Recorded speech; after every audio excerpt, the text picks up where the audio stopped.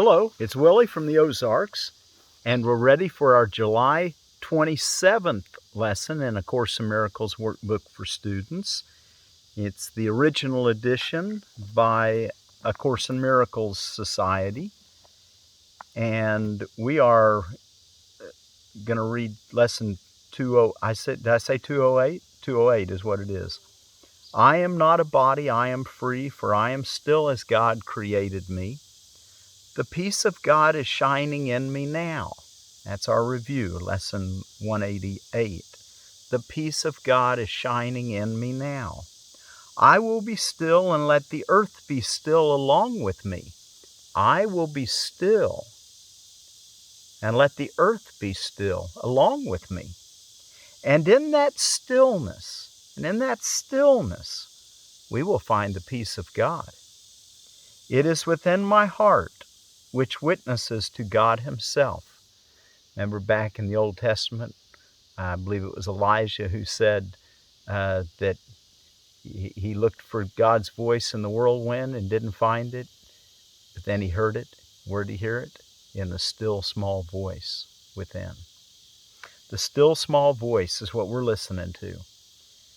And we're coupling that thought today, the peace of God is shining in me now, which we're going to find in that still small voice inside. We're coupling that with the idea, I am not a body, I am free, for I am still as God created me. You think that we're going to really have that down after saying it? Do you think that that's something that Jesus considers important for us to know? I am not a body, I am free, for I am still as God created me. Because he's wanting us to say it for nearly 3 weeks. He wants us to, for 20 days, he wants us to say it every waking hour of the day. Plus a 20-minute or 15, 20 minutes. I usually do about 20, but 15 or more, 30 minutes, whatever. But at least 15, morning and evening. And you don't want to just say the lesson over and over necessarily. That's not what he suggested. He suggested saying it and then being open to hear what he has to say. Be quiet and listen. And then say it again at the end of your practice period. But he does want us to have our lives bathed with the idea that I am not a body, I am free. You're free from the body. You're an angel. You're an immortal spirit. You're too dense. You're too intelligent, is the word he used. You're too spirit-minded. You're not so dense as the body. Your reality is spirit. And he wants us to get that clarity that we're still as God created us. I am not a body, I am free, for I am still as God created me. The peace of God is shining in me now. I am not a body, I am free, for I am still as God created me. Well, I wanted to say something a little more. Yesterday I mentioned something, and I thought it'd probably be worthwhile to go ahead and talk about it just a minute. Remember I had told you that the first few years, and even for a long time, when I would read yesterday's lesson, 187, I bless the world because I bless myself. A good portion of that lesson is we're dealing with sacrifice. And I hadn't really connected that the opposite of blessing yourself is to believe that you can undergo deprivation. That you can sacrifice your own happiness. But the idea of sacrifice is not something that we need to go along those paths. And if your thinking's upside down, it may appear like God's asking you to give up something when you follow him. But if you just trust him and follow what you know to be right, it'll always open up for your best interest and for the world's. So keep that in mind. But I did want to read just yesterday's lesson, the 3 paragraphs that referred to right in the center of the lesson yesterday. He says, give gladly, you can only gain thereby. The thought remains, in other words, you're not going to sacrifice anything when you give. That's what you need to keep in mind. The thought remains and grows in strength as it is reinforced by giving. Thoughts extend as they are shared, for they cannot be lost. There is no giver and receiver in the sense the world conceives of them. There's a giver who retains, another who will give as well.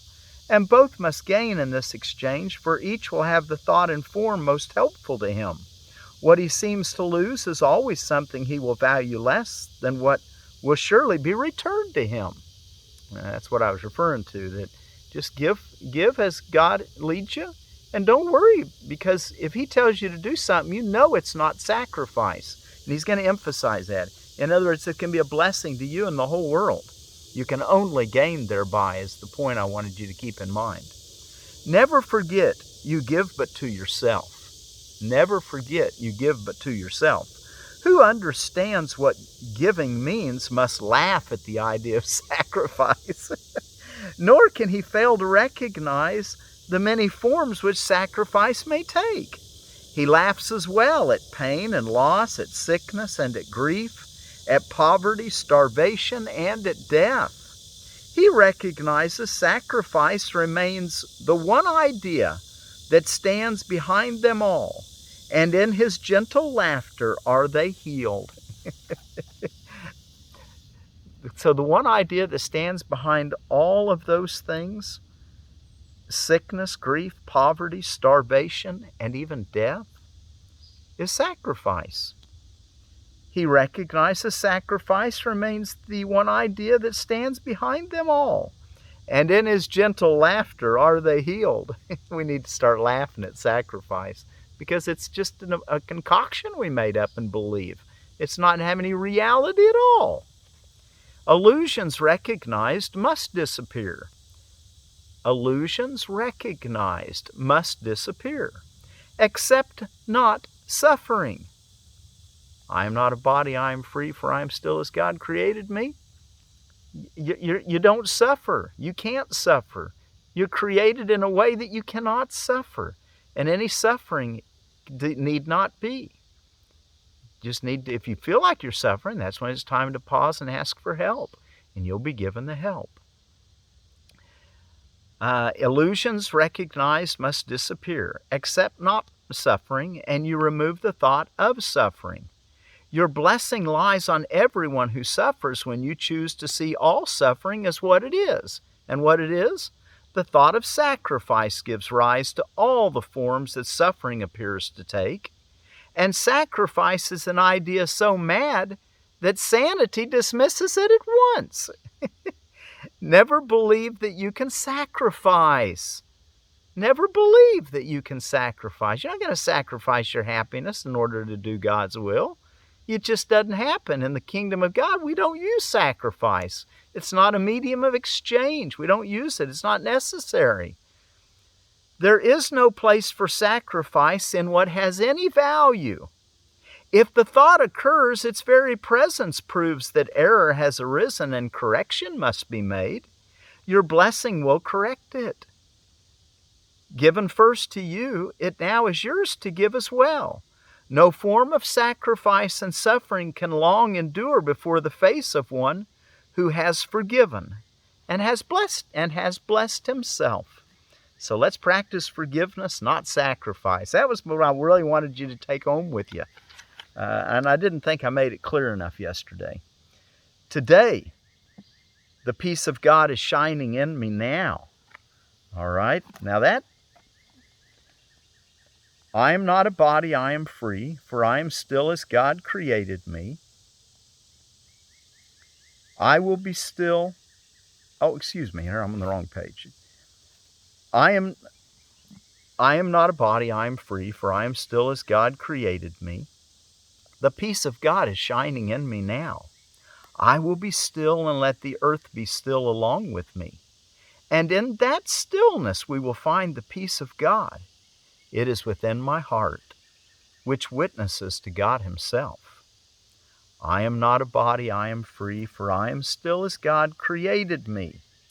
Okay, so this shining, the shining in me now, the peace of God, it's tied to light.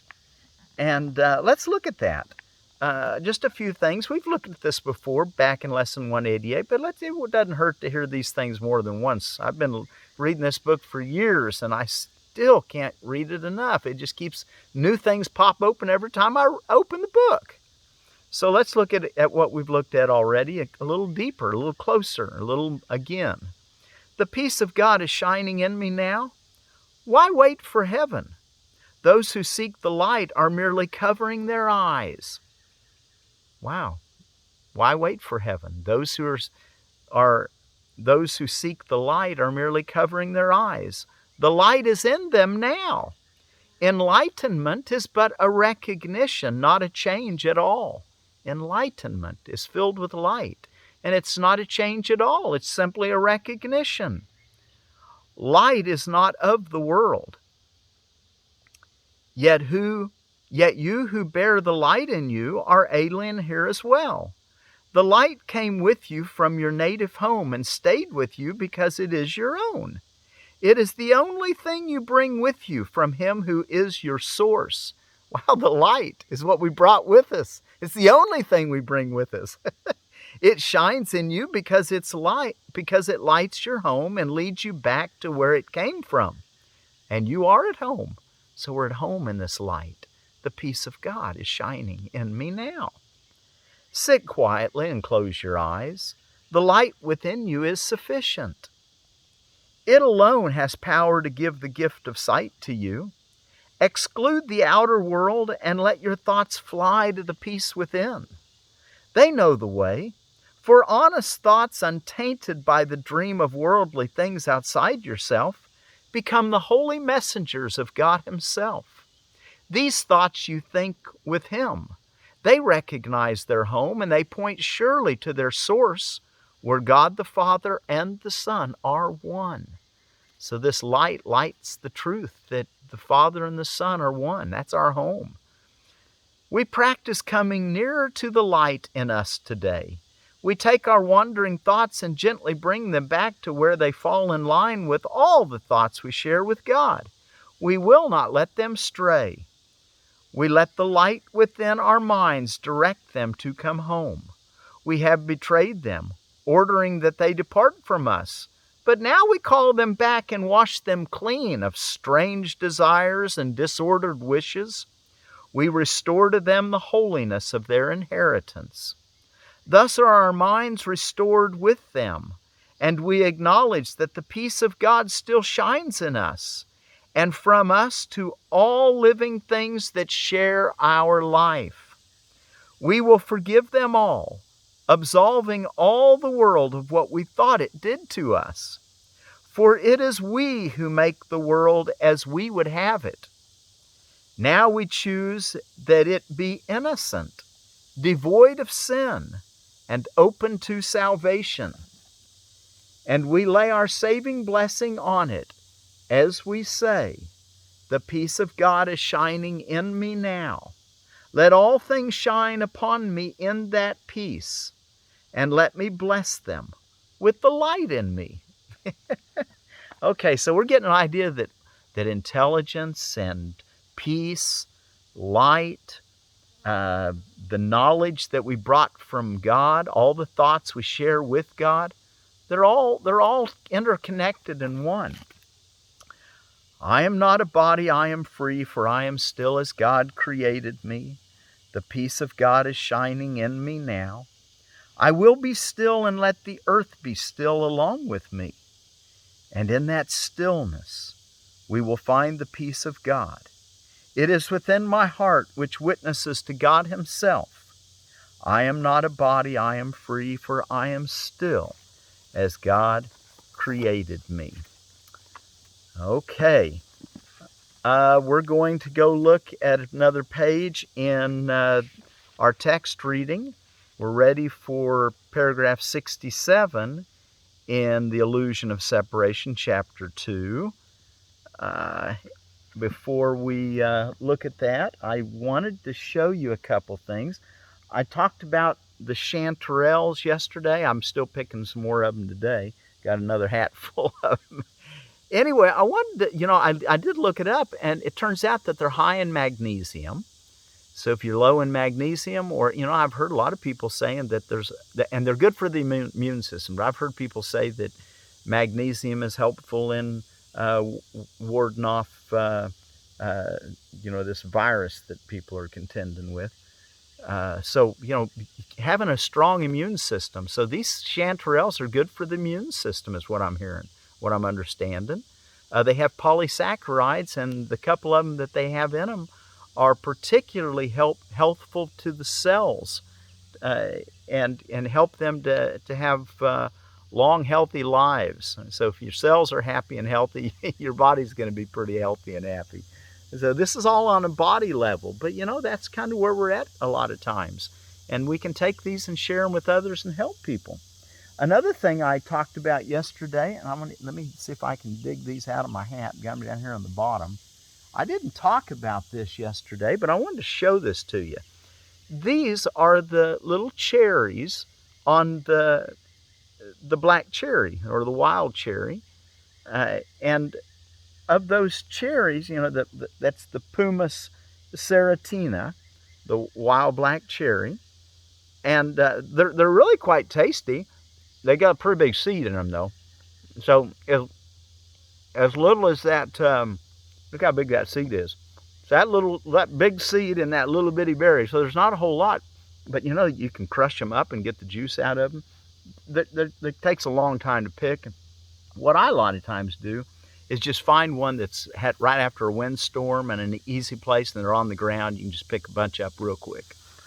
So they actually taste good though. But the part that you want to eat is the bark. I cut a little branch off of that tree yesterday and went ahead and pruned it so the central leader would go on up that I was showing you. This is one of the branches I trimmed off of it.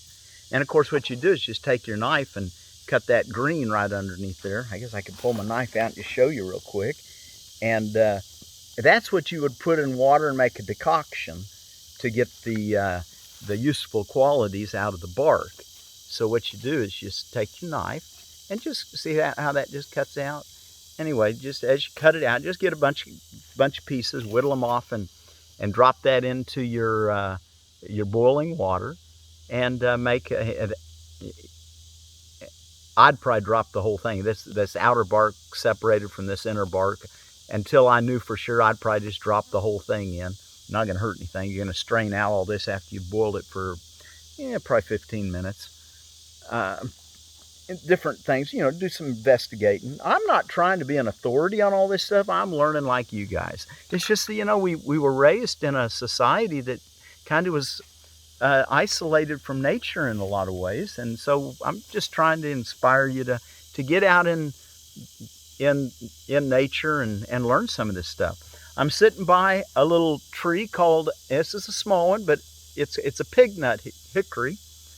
And I thought, well, it'd be a nice place to show you what a pig nut hickory looks like. The nut's pretty small, and it's a lot of shell on it and very little nut. They got the name because settlers used to let their pigs eat around the pig nut hickories, and the pigs could break those things open and get the nutrients out of them, evidently. But anyway, pig nut hickory, they're still a good hickory tree. They make nice wood. They're really hard, really hard wood. And I've heard that the crotch itself, if you cut it nice, it can really look sweet. So it's a good lumber tree. Behind me is something else I want. Let me see if I can bend that branch that way. That bigger tree, let me push this one out of the way here. That bigger tree behind me that kind of forks into three different branches. Let me see if I can let you see a little higher up into there. See that tree? That is a black cherry tree. And the reason I wanted to let you see that is that you get a little better idea of what the bark looks like. That's a real poor specimen for a lumber tree. I mean, it's going to make probably a 6-foot saw log. It's got a little arch to it, but as it grows a little bigger, it'll tend to straighten out a little bit, hopefully. It doesn't actually straighten, but what it does is a tree will tend to grow more on the side where it's concave. It'll put more growth on that side, and it tends to straighten itself up. If I were to take a saw and cut off that branch, those two branches there, and leave that bigger one as a central leader, that would probably be a nice approach for that tree. it either happened from a storm and broke off the central leader, and that's what you end up getting, or it was just and that's probably what happened on that tree. But you can also have poor genetics, and that may just be a tree with poor genetics. And I wanted to talk about that a minute because a lot of our trees in the Ozarks have real poor genetics, and the reason why is because for a long time, many decades, we've been cutting the best and leaving the worst for logging. Well, I'd like to encourage people not to do that. I'd like to encourage you that if you're going to take a nice big tree, a mother tree, be sure there's another mother tree that's going to be able to give its nuts for your your grandchildren. So do keep that in mind, and begin to cut your trees out that are not as nice. That's called selective cutting. And just, for firewood or fence posts or whatever you're doing with your wood, or for lumber, you can get a little bit of cherry wood even out of a tree like that. I probably would, and I'd probably cut it into 2 small 4-foot logs. If I did that one, it's probably about 7 or 8 foot up to the top there. Cut it off even with the ground, get 2 little 4-foot logs. You could get some cherry wood, but I'd probably let that one grow a little longer. And if I'm out here cutting, I might go over here and whack off those 2 small branches so that other one can be the main central leader. So anyway, I'm just kind of give you a little quick lesson in forest management. Your pig nut hickory, there's a lot of them out here. They're not a real valuable tree from because they don't make a real nice big edible nut like a black walnut does. And there's some other hickories, but the hickories all are good for you. They have lots of good qualities, and they're nutritious. I didn't really look to see exactly what all the nutrient values are in the hickories. Did I put anything? Did I look it up any? I guess it was the pig nut hickory that's high in magnesium. Did I say the chanterelle mushroom? It's good for cell health. It's the polysaccharides that are in the chanterelle. And I've been kind of looking these things up and learning about them as I go.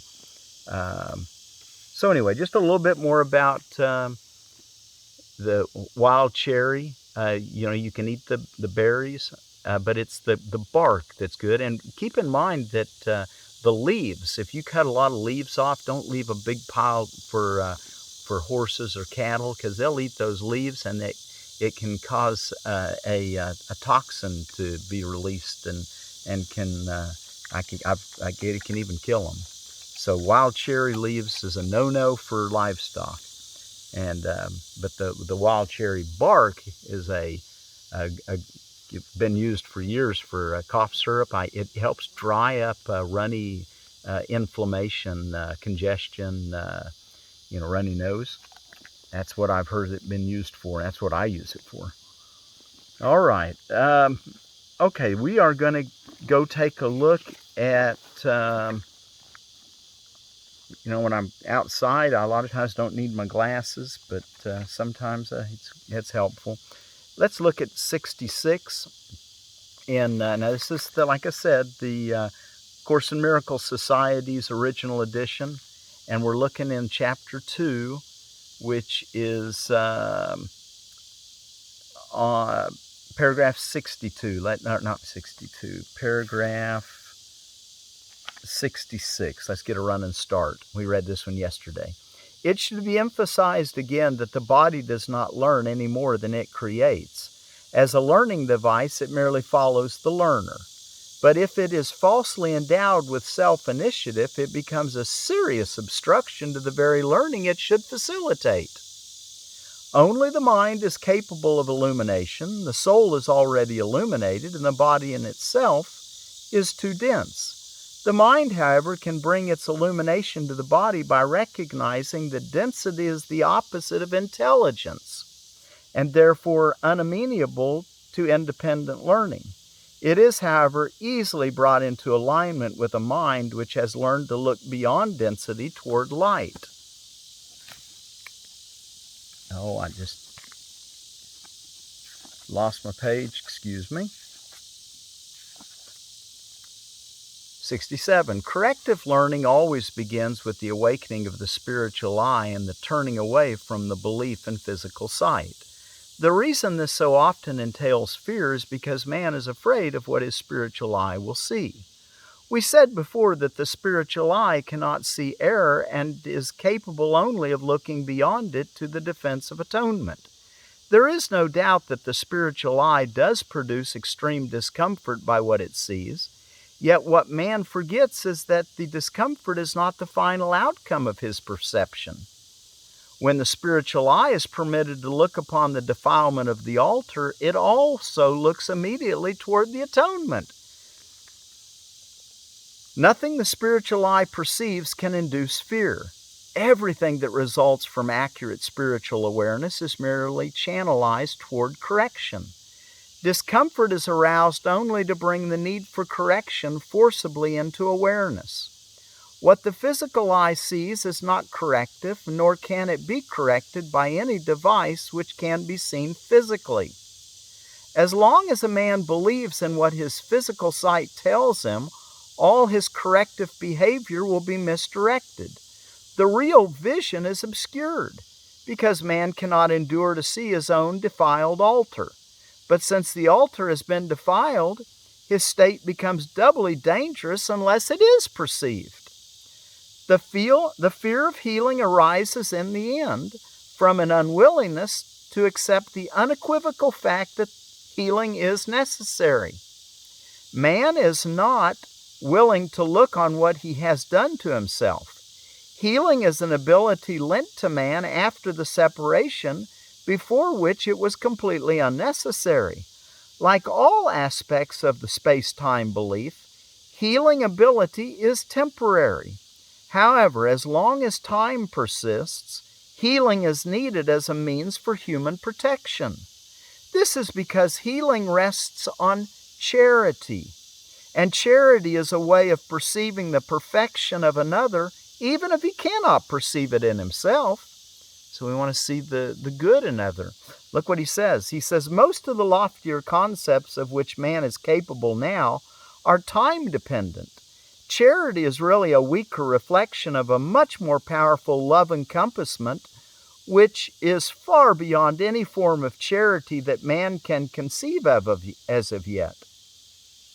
Charity is essential to right-mindedness in the limited sense in which right-mindedness can now be attained. Charity is a way of looking at another as if he had already gone far beyond his actual accomplishments in time. So we want to start doing this for our brothers and sisters and even for ourselves. See ourselves as way beyond where we're at in time. Perfected. Since his own thinking is faulty, he cannot see the atonement for himself, and he would have no need for charity, or he would have no need for charity. The charity which is accorded him is both an acknowledgement that he is weak and a recognition that he could be stronger. The way in which both of these perceptions are stated clearly implies their dependence on time, making it quite apparent that charity lies within the human limitations, though toward its higher levels. We said before that only revelation transcends time. The miracle as an expression of true human charity can only shorten time at most. It must be understood, however, that whenever a man offers a miracle to another, he is shortening the suffering of both. This introduces a correction into the whole record, which corrects retroactively as well as progressively. Okay, well, I don't really have a lot of time to talk about that today, but let's just keep our memory on I am not a body, I am free, for I am still as God created me. The peace of God is shining in me now.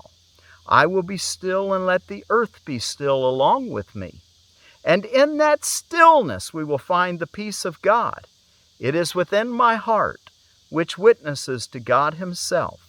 I am not a body, I am free, for I am still as God created me. So until tomorrow, practice the peace of God as shining in me now with I am not a body, I am free, for I am still as God created me.